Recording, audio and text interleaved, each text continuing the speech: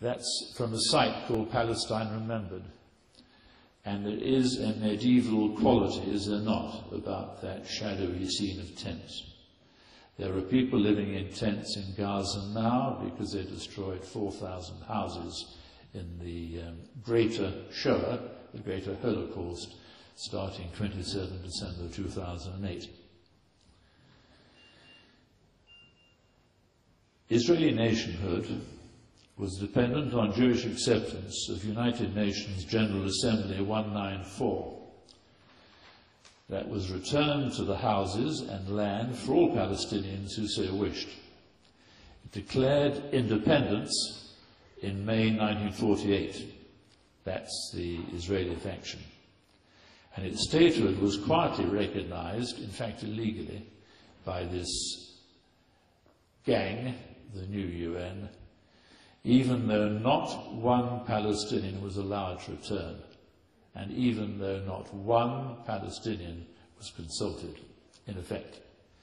The efficiency and cruelty of this ethnic cleansing, another euphemism, could not have been surpassed by Hitler just a few years before. And remember that in intervening years, when Europe was being, when Hitler and the Third Reich were being rolled back by, among others, British troops were being blown up by Zionist gangs in Palestine between 1946 and 48. I know some of the men who survived. The steady robbery of land in the remnants of Palestine continues against all law and humanity.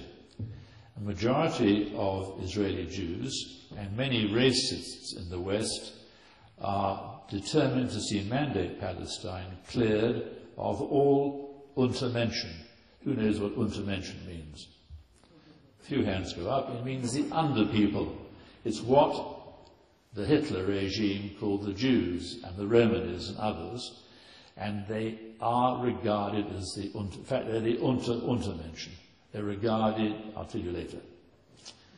An early Zionist aim to gain all the territory from the Nile to the Euphrates is still in many minds. I'm closely involved with the Palestinian people. I should have returned to teach doctors and medical students last year, having set up a little medical foundation with some other doctors there for the charity that I founded, the Dove and the Dolphin. But the Zionist entity and the complicit and Zionist-dominated Foreign and Commonwealth Office, led by Mr. Miliband, stopped that. Many will recall an earlier attempt by boat just after the promised Holocaust. The boat was rammed with the clear intention of drowning all 16 of us on board. No responses followed from the Foreign Office regarding myself and the Master, who was British as well. I tried quite hard to nail them, but it was like nailing an eel. Gaza is an internment camp.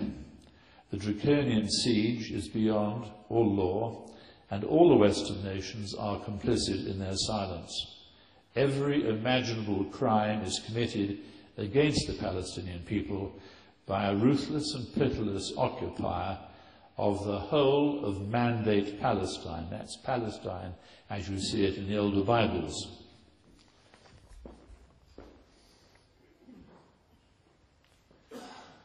I just picked that one out. The villages of Al-Buruj in Gaza. I think that I don't know, I can't remember. There's every day this evil flows into my operating system, my computer. Imagine it in the Third Reich.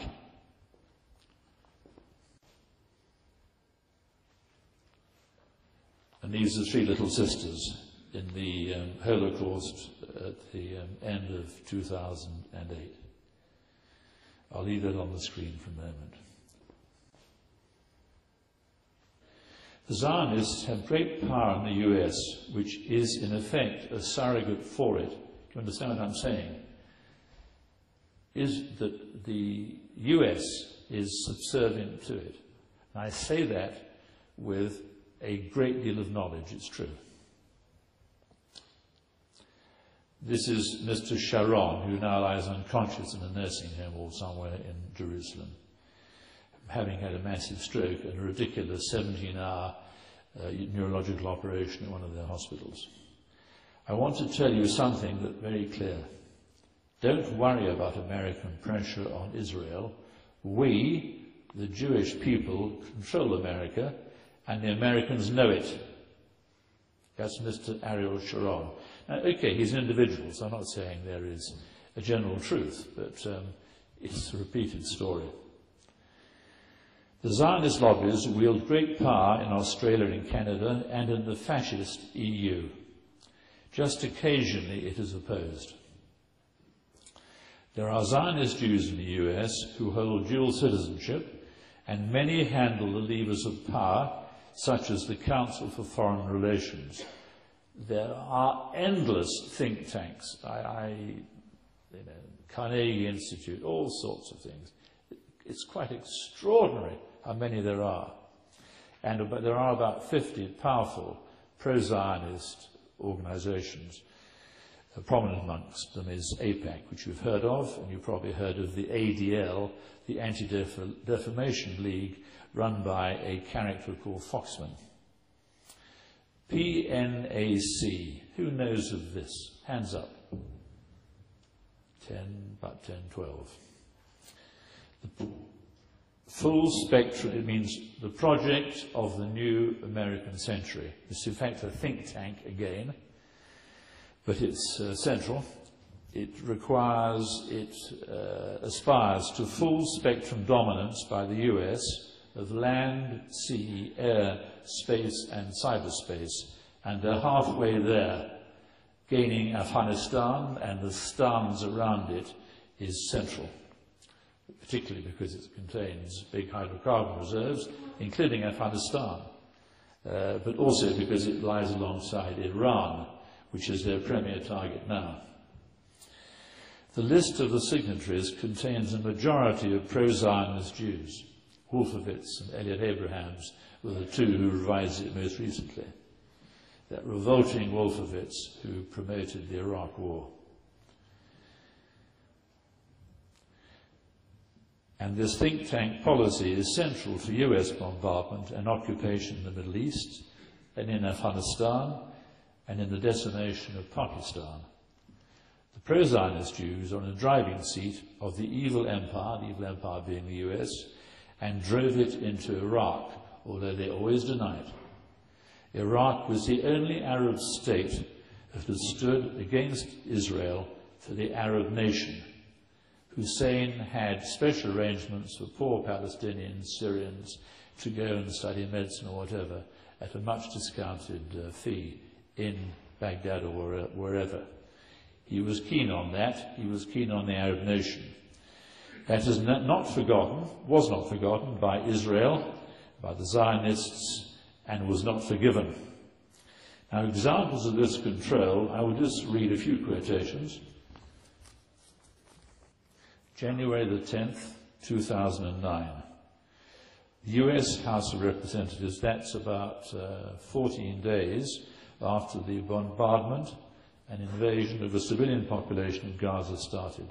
The US House of Representatives has voted to endorse a resolution backing Israel in its offensive in Gaza, in which at least 780 Palestinians have been killed already by that time. The kill ratio was 1 Israeli to 100 Gazans. And a few of those Israelis were killed by friendly fire as well. The body passed Friday's resolution recognizing Israel's right to defend itself against attacks from Gaza by 390 votes to 5. That's from the congressional records.